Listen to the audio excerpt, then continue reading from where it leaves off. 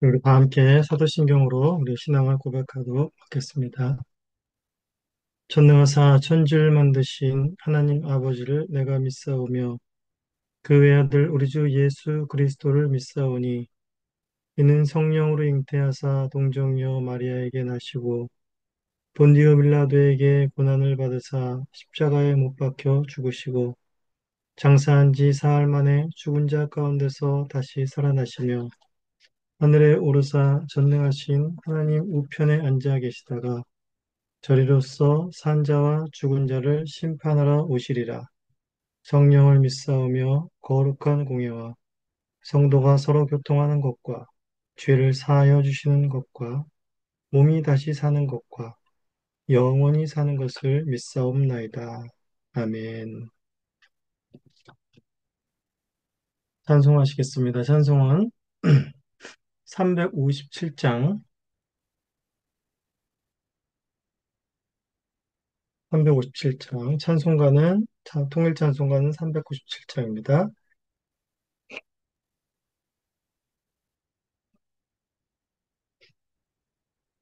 찬송가 357장 1절과 3절을 찬송하시겠습니다.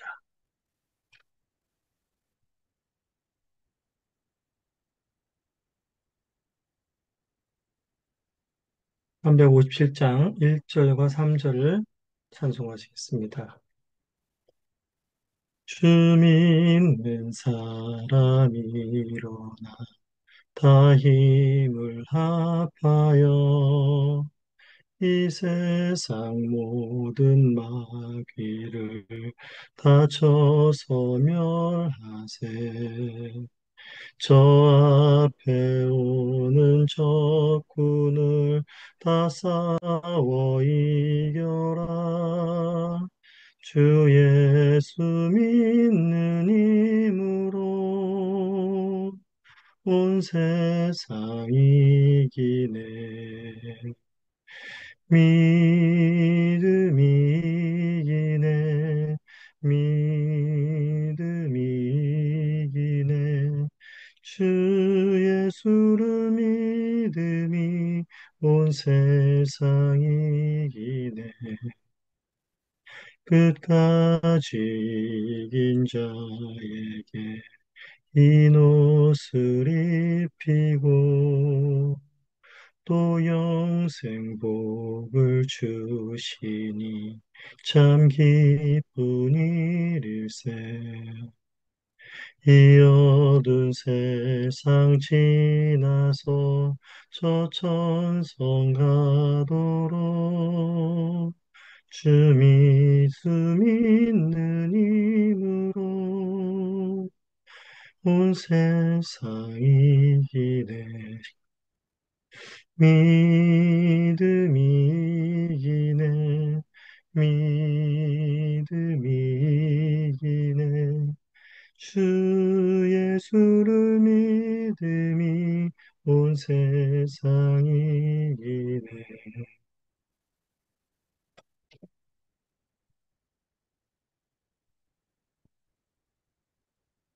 기도하시겠습니다. 하나님 아버지 감사합니다. 오늘도 우리가 예치운 눈을 뜨고 또 우리의 생명을 연장하시고 또 우리가 하나님을 바라보며 이 하루를 시작하게 하시니 감사합니다. 오늘도 계속해서 요한계시록의 말씀을 우리가 대면합니다. 우리가 이 말씀을 대면할 때에 주님께서 깨달을 수 있는 은혜를 허락하시고 이 말씀이 깨달아지고 또한 이 말씀이 우리의 심령 속에 새겨지며 이 말씀이 우리의 생명의 양식 되게 하여 주시옵소서. 이 말씀이 또한 우리가 이 땅을 살아가는 데 있어서 큰 힘과 위로와 소망이 되게 하여 주시옵소서. 오늘도 주님의 은혜를 간절히 구하며 예수님의 이름으로 기도하옵나이다. 아멘. 오늘의 말씀은 요한계시록 16장 12절에서 21절까지의 말씀입니다. 16장 12절에서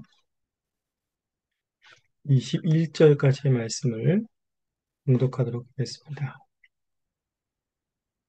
또 여섯째 천사가 그 대접을 큰 강 유브라데에 쏟음에 강물이 말라서 동방에서 오는 왕들의 길이 예비되었더라. 또 내가 보매 개구리 같은 새 더러운 영이 용의 입과 짐승의 입과 거짓 선지자의 입에서 나오니 그들은 귀신의 영이라. 이적을 행하여 온 천하 왕들에게 가서 하나님 곧 전능하신 이의 큰 날에 있을 전쟁을 위하여 그들을 모으더라.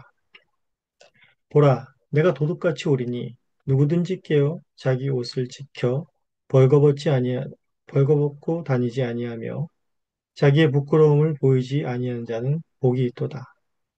새 영이 히브리어로 아마겟돈이라 하는 곳으로 왕들을 모으더라. 일곱째 천사가 대접을 공중에 쏟음에 큰 음성이 성전에서 보호자로부터 나서 이르되 되었다 하시니 번개와 음성들과 우레소리가 있고 또 지진이 있어 얼마나 큰지 사람이 땅에 쏘은 이래로 이 같은 큰 지진이 없었더라.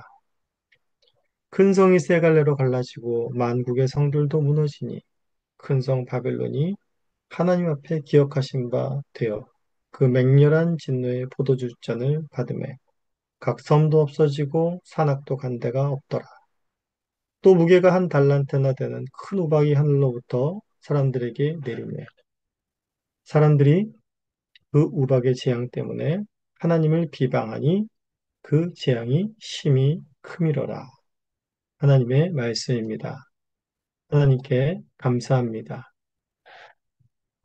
네, 이제 오늘 본문에서 길게 인재앙과 나팔재앙, 대접심판의 그 모든 심판이 종결이 되는 것을 볼 수가 있습니다. 먼저 12절에서 16절에서는 여섯 번째 천사가 큰 강 유브라데에 여섯 번째 이 대접을 쏟고 일어나는 장면입니다. 유브라데 강이라는 것은 이제 메소포타미아에는 아주 거대한 강줄기를 말하는 것이죠. 이 강이 말랐다라는 것은 요한 당시를 생각했을 때 로마에게 있어서는 아주 큰 위협이 되는 일이었습니다. 유브라데 강이 마름으로 인해서 유브라데 강 동편에 로마를 대적하는 그런 강대한 적들이 있는데 바로 그 적들을 막아주는 방어선의 역할을 했던 장애물의 역할을 했던 이 유브라데 강이 말랐다라는 것은 바로 로마에게 있어서는 아주 큰 위협적인 상황이 될 수밖에 없는 것이었죠. 또한 역사적으로도 페르시아 왕이 이 유브라데 강에 있는 이 바벨론을 침공할 때도 그 유브라데 강의 물줄기를 돌려서 그 물줄기를 약하게 하고 바벨론을 멸망시킨 사건도 있었습니다. 그렇기 때문에 이것은 로마 또 바벨론 같은 영적으로 악한 세력들에게 바로 큰 위협 속에 처해 멸망이 가까웠다라는 것을 상징적으로 보여주는 것이지요. 루프라테가스 강이 말랐다는 것은 사탄의 세력에게 이제 큰 공포가 되는 것입니다. 우리가 12장에서부터도 살펴보았지만 어린 양의 승리로 인하여서 사탄은 참소의 자리에서 하늘에서 쫓겨났고 그의 날이 얼마 남지 않은 것을 이제 알고 그는 조급해졌고 두려워 떨고 있습니다. 주님 오실 날이 가까울수록 사탄은 최후의 발악을 하는 것밖에는 없는 것이죠.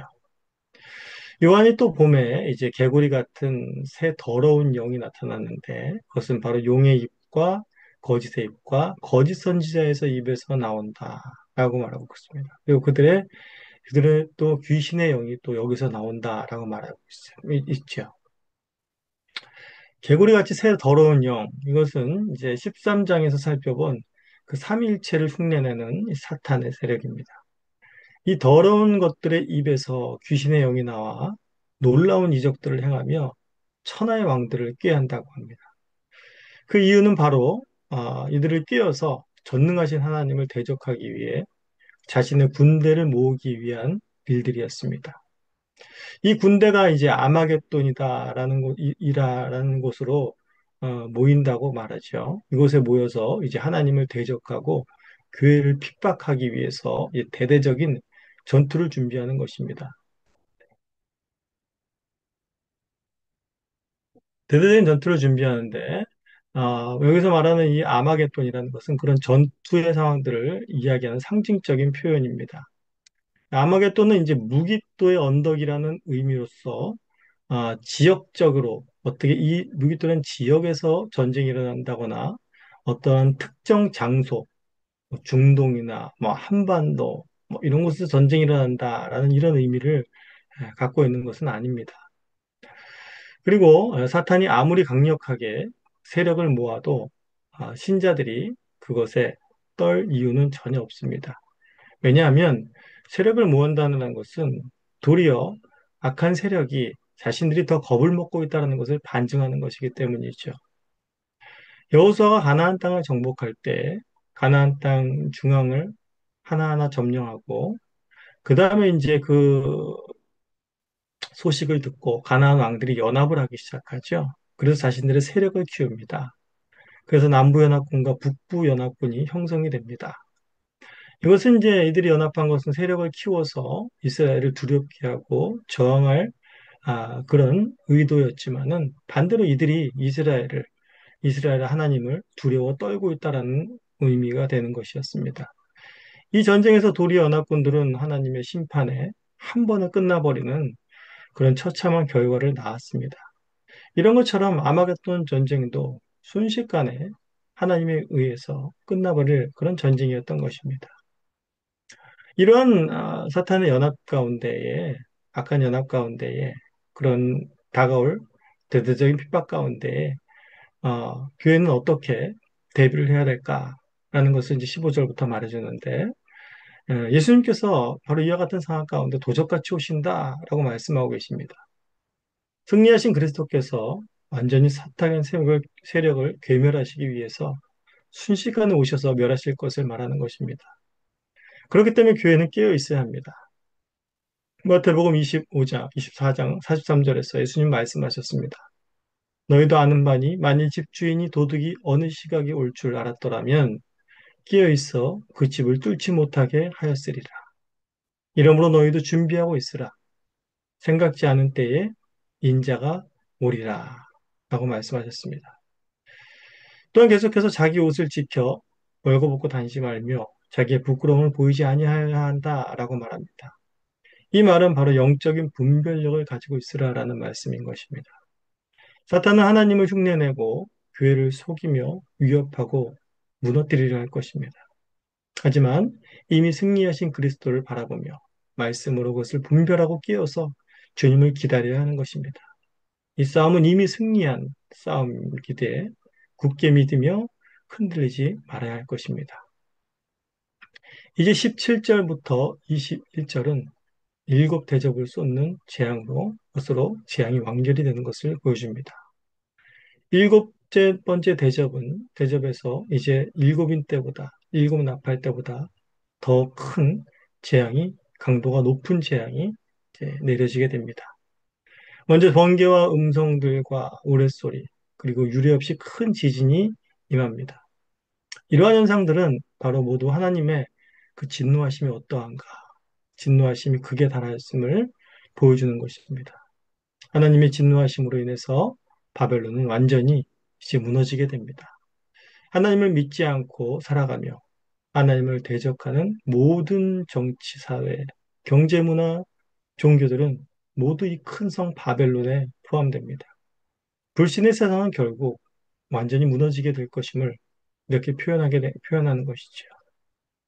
큰 성이 세 갈래로 갈라지고 만국의 성도들이 무너지며 만국의 성들이 또 무너지며 큰 성 바벨론이 맹렬한 진노의 포도주잔을 받는다라고 말입니다. 하나님께서 마지막으로 내리시는 재앙의 강도는 각 섬도 없어지고 산악도 간데가 없을 정도이며 한 달란트나 되는 우박이 떨어져 사람들을 죽이게 되는 그런 일이 벌어질 것입니다. 한 달란트의 우박이라는 것은 바로 34kg 정도 되는 우박인 것입니다. 34kg 되는 우박이 비처럼 내린다고 상상을 해보십시오. 이것은 가히 상상도 못할 그런 심각한 재앙인 것입니다. 큰 성 바벨론과 그를 따르는 모든 세상들은 바로 말할 수 없는 이런 재앙을 맞이하게 될 것입니다. 그런데 이러한 재앙과 고통 속에 있는 이들의 반응이 어떻게 될까요? 그들은 회개가 아닌 하나님을 비방한다 라고 말하고 있습니다. 이러한 모습으로 통하여 하나님께서 이들에게 내리시는 재앙이 결코 심하다라고 말할 수 없을 것입니다. 도리어 하나님은 그의 공의를 드러내셨다라고 인정을 할 수밖에 없게 되는 것이죠. 우리는 이 모든 크고 두려운 재앙의 심판을 보면서 우리가 얼마나 큰 은혜와 하나님의 사랑을 받은 자들인가를 생각해야 할 것입니다. 우리도 이러한 진노의 잔을, 이러한 재앙들을 피할 수 없는 자들이었다는 것을 우리는 기억해야 합니다. 하지만 우리가 받아야 할 이 진노의 잔을 그리스도께서 모두 다 그 십자가에서 받으셨습니다. 그러므로 말미암아서 우리가 이 진노의 잔을 피할 수 있게 되었고 이 재앙을 피할 수가 있게 되었다라는 것이죠. 그리고 그리스도의 승리에 함께 동참할 수 있게 되었다라는 이 사실을 잊지 마시고 오늘도 깨어서 기도하시며 세상의 어떤 유혹에도 흔들리지 마시고 하나님의 자녀답게 주님의 재림을 바라보며 넉넉하게 하루를 살아가시는 저와 교우님들이 되시기를 간절히 소원합니다. 시간에 다 함께 주님께서 가르치신 기도를 드리도록 하겠습니다. 하늘에 계신 우리 아버지여, 이름이 거룩히 여김을 받으시오며 나라가 임하시오며 뜻이 하늘에서 이루어진 것 같이 땅에서도 이루어지이다. 오늘 우리에게 일용할 양식을 주시옵고 우리가 우리에게 죄 지은 자를 사하여 준 것 같이 우리 죄를 사하여 주시옵고 우리를 시험에 들게 하지 마시옵고 다만 악에서 구하시옵소서. 나라와 권세와 영광이 아버지께 영원히 있사옵나이다. 아멘.